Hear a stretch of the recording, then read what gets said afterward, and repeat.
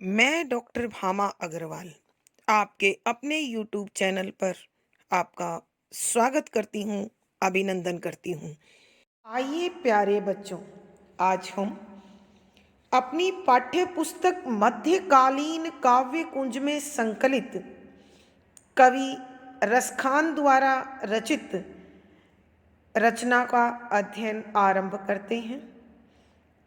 रसखान जी का वास्तविक नाम सैयद इब्राहिम खान था। रसखान उनका उपनाम था। वो श्री कृष्ण के अनन्य भक्त थे। उन्होंने श्री कृष्ण की सुंदरता, प्रेम, श्रृंगार, भक्ति से ओत-प्रोत सवैयों का लेखन किया और इनकी रचनाओं को बहुत सराहा गया, उसकी स्तुति की गई। श्री कृष्ण के भक्तों में सूर, मीरा, रहीम आदि के साथ इनका नाम भी बहुत सम्मान से लिया जाता है। कविवर ने श्री कृष्ण की बाल लीलाओं का, गोचरण लीला का, कुंज विलास का, चीरहरण, पनघट, गोकुल ब्रिज प्रेम और भक्ति से ओतप्रोत पद लिखने के साथ साथ उन्होंने गोपियों द्वारा मुरली के प्रति जो सोतिया डाह व्यक्त किया, उस पर भी बड़े रसीले पद रचे हैं। उन्होंने श्री कृष्ण के विषय में लिखा कि वो अत्यधिक मनमोहक रूप के स्वामी, उनके सिर पर मोर पंख का मुकुट, सांवले सलोने शरीर पर पीत वसन, गले में वैजंती फूलों की माला, हाथ में बांसुरी, बाजूबंद, माथे पर टीका आदि उनके सौंदर्य का विशेष श्रृंगार रहा, हिस्सा रहा और उनके सामने करोड़ों कामदेव भी फीके जान पड़े।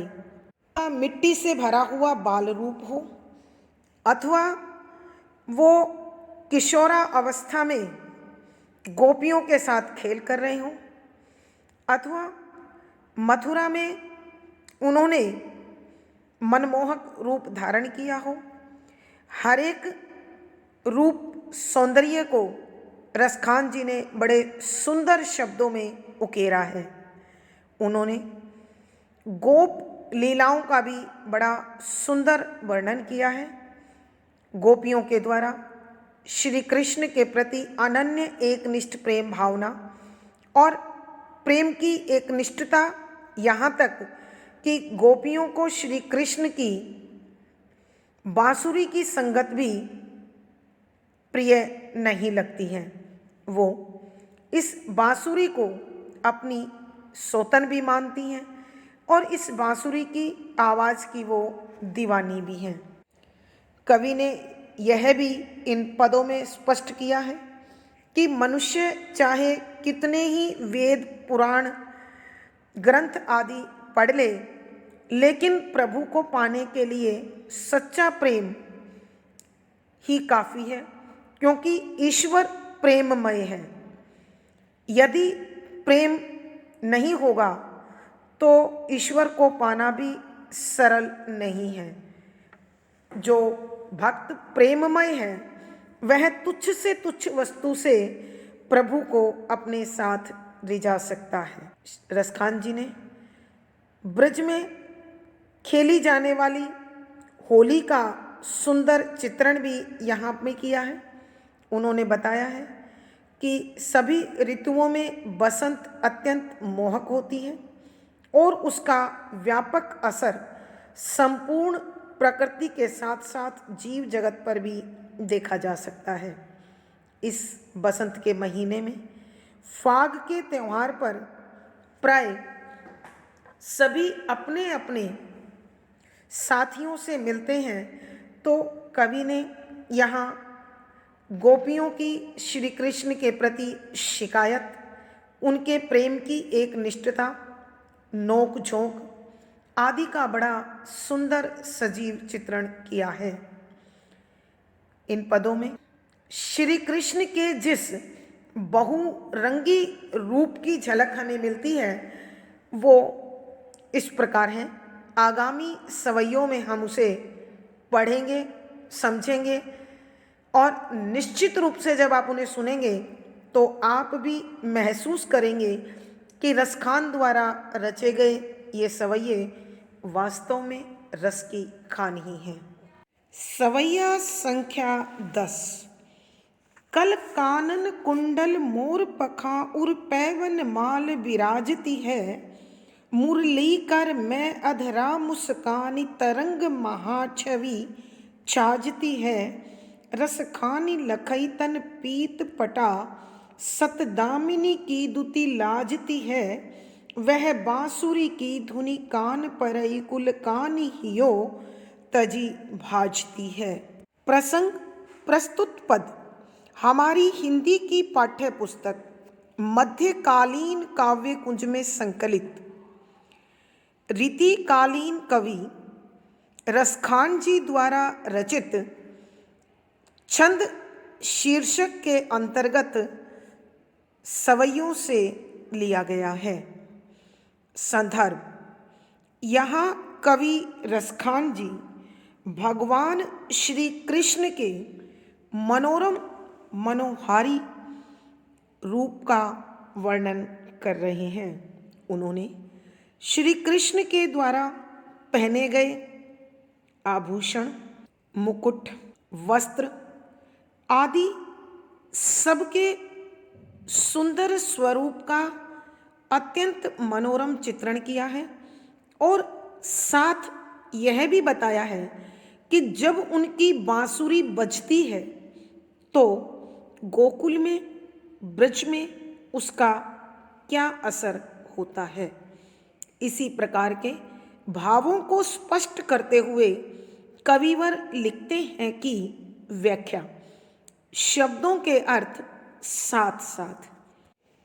कल सुंदर, कानन कानों में, कुंडल कुंडल, मोर पखा मोर पंख वाला मुकुट, उर हृदय पय पर, वनमाल वन के फूलों की माला अर्थात वैजंती माला, विराजती सुशोभित है कि श्री कृष्ण के रूप सौंदर्य का वर्णन करते हुए रसखान जी कहते हैं कि श्री कृष्ण के कानों में अत्यंत सुंदर कुंडल चमकते हैं, उनके माथे पर मोर पंख वाला मुकुट शोभायमान है, उनके हृदय पर वन के फूलों की माला अर्थात वैजंती माला सुशोभित हो रही है, शोभायमान हो रही है।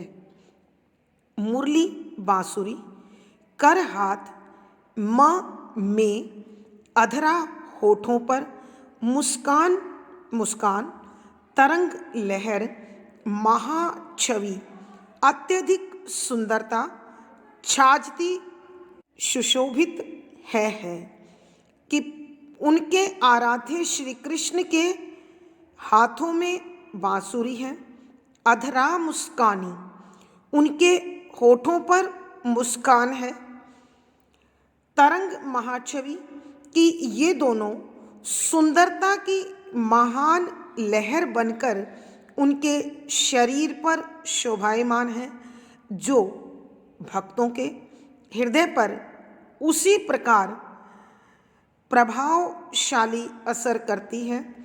रसखानी कवि रसखान और रसखान श्री कृष्ण लखई देखकर, तन शरीर पीत पटा पीले रंग का वस्त्र, सत सैकड़ों, दामिनी बिजली की दुति द्युति अर्थात चमक, लाजती शर्माती है, कमज़ोर पड़ जाती है, फीकी लगती है, मलिन लगती है कि कविवर रसखान कहते हैं, जब मैं अपने रस के खान श्री कृष्ण को देखता हूँ तो उनके सांवले सलोने घनश्याम जैसे शरीर पर पीले रंग का वस्त्र इस प्रकार चमकता है, इस प्रकार सुंदर लगता है, मानो बादलों में चमकने वाली सैकड़ों बिजलियों की चमक भी उसके सामने फीकी हो, बेजान हो, कमज़ोर हो। अर्थात कहने का भाव यह है कि रसखान के आराध्य श्री कृष्ण अपने सांवले सलोने शरीर पर धारण किए हुए पीले वस्त्रों में अत्यधिक आकर्षक लगते हैं, मोहक लगते हैं, सुंदर लगते हैं। वह जो श्री कृष्ण बजाते हैं बांसुरी, मुरली की धुनी ध्वनि आवाज कान कानों में परई पड़ते ही कुल कानी मर्यादा, परिवार की, खानदान की, वंश की और नारी सुलभ हियो हृदय में तजी छोड़कर भाजती हैं, भागने लगती हैं। कि रसखान जी कहते हैं जब श्री कृष्ण बांसुरी बजाते हैं तो उनकी बांसुरी की आवाज़ सुनकर या जैसे ही उनकी बांसुरी की आवाज़ गोपियों के कानों में पड़ती है तो वो अपने हृदय में समाई हुई परिवार की मर्यादा, शर्म, इज्जत को त्याग देती हैं, नारी सुलभ लज्जा को छोड़ देती हैं और बांसुरी की आवाज़ की दिशा में श्री कृष्ण से मिलने के लिए दौड़ने लगती हैं। एक बार फिर हम इस सवैये की व्याख्या करते हैं। कविवर रसखान जी अपने आराध्य श्री कृष्ण की सुंदरता का वर्णन करते हुए कहते हैं कि श्री कृष्ण के कानों में सुंदर कुंडल चमकते हैं, उनके सिर पर मोर पंख का मुकुट है और उनके हृदय पर वन के फूलों की माला विराजित है, सुशोभित है। श्री कृष्ण ने अपने हाथों में बांसुरी ले रखी है, उनके होठों पर बिखरी हुई मुस्कान उनके सौंदर्य में चार चांद लगा रही है, अत्यंत सुशोभित हो रही है। रसखानी लखैतन पीत पटा सतदामिनी की दुती लाजती है। रसखान जी कहते हैं मेरे प्रभु श्री कृष्ण जो रस की खान हैं, जब मैं उन्हें देखता हूँ तो उनके सांवले सलोने शरीर पर धारण किए हुए पीले वस्त्र इतने अधिक सुंदर लगते हैं, इतने ज़्यादा मनमोहक हैं कि उनके सामने बादलों में चमकने वाली सैकड़ों बिजलियों की चमक भी बेजान लगती है, फीकी लगती है, कमज़ोर लगती है। वह बांसुरी की धुनी कान परे कुल कानी हियो तजी भाजती है। कि रसखान जी बता रहे हैं जब श्री कृष्ण अपने इस अद्भुत सौंदर्य के साथ बांसुरी बजाते हैं तो जैसे ही ब्रज की नारियों के कानों में उनकी मधुर मुरली की आवाज़ पड़ती है तो वो अपने हृदय में समाई हुई अपने परिवार, खानदान की इज्जत को, मर्यादा को, अनुशासन को तथा नारी सुलभ लज्जा को छोड़कर बांसुरी की आवाज़ की दिशा में श्री कृष्ण से मिलने के लिए दौड़ पड़ती हैं, भागने लगती हैं। अर्थात कविवर बताते हैं कि जितना आकर्षक श्री कृष्ण का रूप सौंदर्य है उतनी ही आकर्षक उनके द्वारा बजाए जाने वाली बांसुरी है। दोनों का प्रभाव ब्रज पर इस प्रकार छाया हुआ है कि कोई भी अपने आप को वश में नहीं रख पाता है। विशेष इस सवैये में कविवर ने श्री कृष्ण और उनकी बांसुरी की सुंदरता का मोहकता का अत्यंत भावपूर्ण वर्णन किया है। शुद्ध साहित्यिक ब्रज भाषा में रचा गया पद है। भक्ति रस प्रसाद गुण लक्षणा शब्द शक्ति है। सवैया छंद है। गेय शैली और संगीतात्मकता है। इस पद में अनुप्रास, कल, कानन, कुंडल तथा एक से अधिक सौंदर्य के लिए आभूषण तथा तत्वों का प्रयोग हुआ है। उल्लेख सैकड़ों बिजलियों की चमक का कम हो जाना। अतिशयोक्ति गोपियां परिवार की मर्यादा छोड़कर भागने लगती हैं। कारण रसखान के लिए श्लेष। पद संख्या 11। ब्रह्मा में ढूंढो पुराणन गानन वेद ऋचा सुनि चोगुने चावयन। देखो सुनो कब हून कितु वह कैसे स्वरूप ओ कैसे सुभायन। टेरत हेरत हारी पर्यो रसखानी बतायो न लोग लुगायन। देखो दुरो वह कुंज कुटीर में बैठो पलोटत राधिका पायन। प्रसंग पूर्ववत। संदर्भ यहाँ कवि ने श्री कृष्ण के प्रति अपने अनुराग को प्रकट किया है तथा साथ ही उन्होंने राधा और कृष्ण के मध्य प्रेम संबंध को भी उजागर किया है। कविवर बता रहे हैं कि प्रभु को वश में करने के लिए अपने हृदय में निश्चल और समर्पित प्रेम की आवश्यकता होती है। जहाँ प्रेम होता है वहाँ प्रभु अपने भक्तों के दास होते हैं, सेवक होते हैं। इसी प्रकार के भावों को स्पष्ट करते हुए कविवर लिखते हैं कि व्याख्या शब्दों के अर्थ साथ साथ। ब्रह्मा ब्रह्मा जी, में ढूंढो ढूंढा, पुराणन पुराणों में, गायन गीतों में, वेद वेदों में, ऋचा मंत्रों में, सुनी सुना, चौगुने चार गुना, चायन चाव के साथ। कविवर रसखान बता रहे हैं कि मैं श्री कृष्ण को पाना चाहता था, इसलिए उन्हें ब्रह्मा विष्णु महेश में ढूंढने की कोशिश की, पुराणों में वेदों में ढूंढने की कोशिश की, भजनों में ढूंढने की कोशिश की और वेदों में लिखी ऋचाओं में ढूंढने की कोशिश की। मैंने इन सबको 4 गुना चाव के साथ अर्थात अत्यंत ध्यान से प्रेम से सुना, परंतु देखो सुनो कब हून कितु वह कैसे स्वरूप ओ कैसे सुभावन। देखो देखा, सुन्यो सुना, कबहू कभी भी, न नहीं कितु किंतु, वह श्री कृष्ण कैसे किस प्रकार का, स्वरूप स्वरूप, ओ और कैसे किस प्रकार का सुभायन स्वभाव है। मैंने अनेक ईश्वरीय स्वरूपों में, वेद पुराणों में, भजनों में, वेदों की ऋचाओं में बड़े ध्यान से देखा, सुना और उन्हें समझने की कोशिश की, परंतु मुझे कहीं भी श्री कृष्ण किस प्रकार के स्वरूप और किस प्रकार के स्वभाव के हैं न देखने को मिला न सुनने को मिला।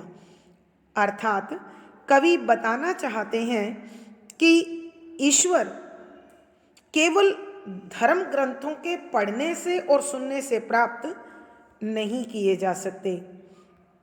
टेरत हेरत हारी पर्यो, टेरत पुकार कर, हेरत ढूंढ कर देख कर, हारी हार पर्यो पड़ा, कि मैं उन्हें यहाँ वहाँ पुकार कर और ढूंढ कर जब थक गया।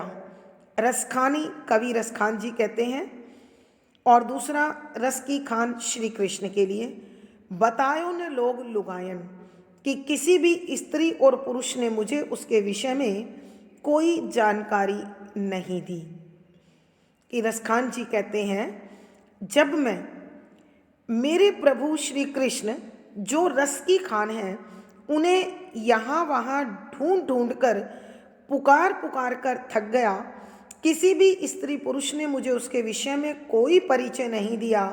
तब मैं उन्हें ढूंढने के लिए जंगल की ओर निकल पड़ा।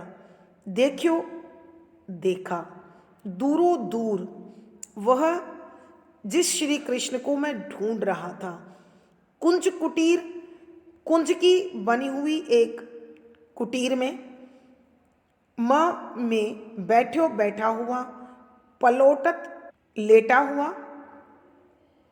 राधिका राधा रानी के पायन पाँव में, कि जब मैं उन्हें ढूंढने के लिए वन की ओर निकला तो मैंने देखा कि मैं जिस श्री कृष्ण को ढूंढ रहा हूँ वह तो दूर एक कुंज कुटीर में राधा रानी के पाँव में लेटा हुआ है।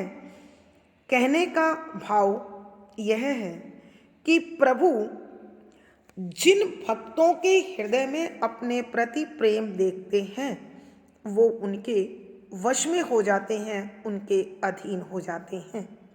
एक बार फिर इस सवैये की हम व्याख्या करते हैं। कवि रसखान जी कहते हैं, ब्रह्मा में ढूंढो पुराणन गानन वेद ऋचा सुनि चोगुने चावन, कि मैं प्रभु श्री कृष्ण को ढूंढना चाहता था, पाना चाहता था। इसलिए मैंने ब्रह्मा जी में ढूंढा, पुराणों में ढूंढा, भजनों गीतों में ढूंढा, वेदों में ढूंढा, और वेद के श्लोकों को, ऋचाओं को मैंने 4 गुना चाओ अर्थात बड़े ध्यान से, लगन से, प्रेम से सुना।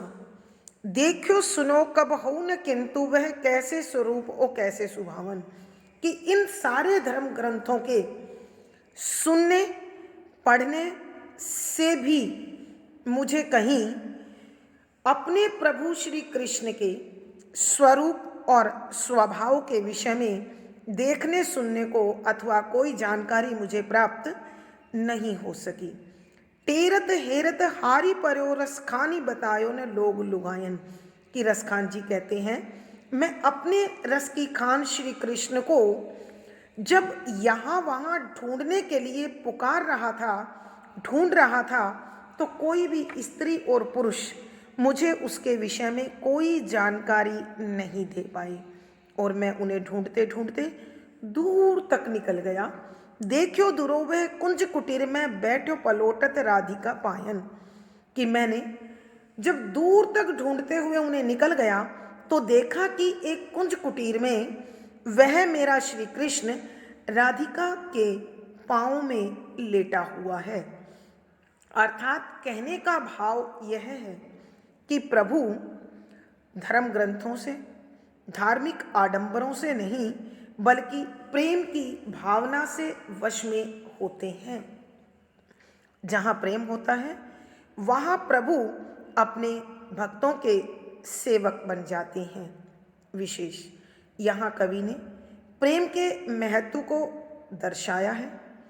शुद्ध साहित्यिक ब्रज भाषा का प्रयोग है, श्रृंगार रस है, माधुर्य गुण है, सवैया छंद है, गेय शैली और संगीतात्मकता बनी हुई है। इस पद में भी अनुप्रास, उल्लेख, प्रश्न, पदमैत्री आदि अलंकारों का सुंदर सटीक प्रयोग हुआ है। सवैया संख्या 12। शेष गणेश महेश दिनेश सुरेशं जाई निरंतर गावई, जाहि अनादि अनंत अखंड अवच्छेद अभेद सुभेद बतावई, नारद से सुख व्यास रहे पचिहारे तऊ पुनि पर न पावई, ताहि अहीर की छोरियां छछिया भर छाछ पर नाच नचावई।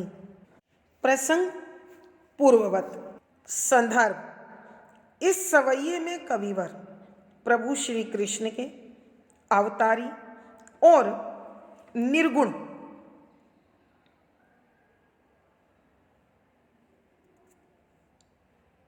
दोनों रूपों का समावेश करके प्रभु को पूर्ण परमात्मा बता रहे हैं और साथ ही यह भी बताने की कोशिश कर रहे हैं कि ईश्वर को पाने के लिए मनुष्य के मन में सच्चा प्रेम होता है।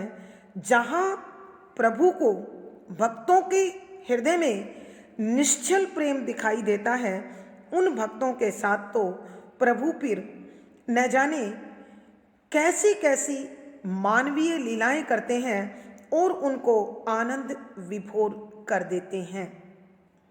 व्याख्या। शब्दों के अर्थ साथ साथ। शेष शेषनाग, गणेश गणेश जी, महेश भगवान शंकर, दिनेश सूर्यदेव, सुरेश इंद्र आदि देवता, जाहि जिसको निरंतर लगातार गावई मंत्रों में गाते हैं, गुणगान करते हैं। कि कवि रसखान जी कहते हैं, मेरे प्रभु श्री कृष्ण का गुणगान शेषनाग, गणेश जी, भगवान शंकर, सूर्यदेव, इंद्र आदि देवता लगातार ध्यान करते हैं और गान करते हैं। जाहि अनादि अनंत अखंड अछेद अभेद सुवेद बतावई। जाहि उसी परमपिता परमात्मा मेरे श्री कृष्ण को, अनंत जो अंतहीन है, अखंड जो खंडित नहीं है, अछेद जिसे बांटा नहीं जा सकता, अभेद जिसके भिन्न स्वरूप नहीं है, सुवेद वेदों में बताया गया है कि वही प्रभु श्री कृष्ण को तो निर्गुण पंथ वालों ने मेरे प्रभु श्री कृष्ण का वर्णन करते हुए बताया है कि उनका कोई आरंभ नहीं है, वो अंतहीन है, उन्हें बांटा नहीं जा सकता और उनके विषय में किसी प्रकार की कोई भिन्नता नहीं है, ऐसा वेदों में वर्णित है, बताया गया है। नारद से सुख व्यास रहे पची हारे तऊ पुनि पर न पावे। नारद मुनि ने, सुखदेव ने, व्यास जी ने रहे हैं पची हारे कि ढूंढ कर थक चुके हैं, तब उसको पुनि फिर पर न पावे, उसके विषय में कोई जानकारी उन्हें भी नहीं हुई। कि कवि कहते हैं, चाहे नारद मुनि हो अथवा सुखदेव हो अथवा महर्षि व्यास हो, सबने अपने अपने तरीके से उस पार ब्रह्म परमेश्वर को ढूंढने की कोशिश की, लेकिन वो उसे ढूंढ कर थक गए, परंतु न उसके विषय में कुछ जान पाए, न उसके विषय में कुछ ढूंढ पाए। उसी श्री कृष्ण को ताही उसी अहीर की छोरियां, कि अहीर की लड़कियां छछिया, छोटा सा मिट्टी का पात्र भर के लिए छाछ नाच नचाती हैं।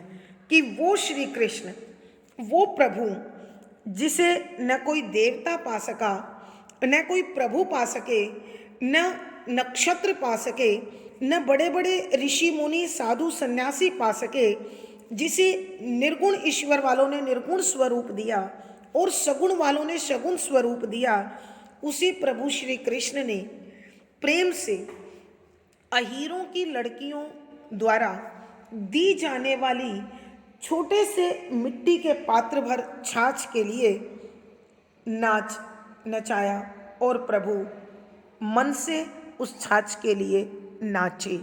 एक बार फिर बच्चों इस सवैये की व्याख्या कर रही हूँ। कवि रसखान जी बता रहे हैं कि प्रभु श्री कृष्ण के स्वरूप को जानने के लिए, उनकी कृपा को पाने के लिए शेषनाग ने, गणेश जी ने, भगवान शंकर ने, सूर्यदेव ने, इंद्र आदि देवताओं ने निरंतर ध्यान लगाया और उनका गुणगान किया। निर्गुण पंथ वालों ने जाहि अनादि अनंत अखंड अछेद अभेद सुवेद बतावई।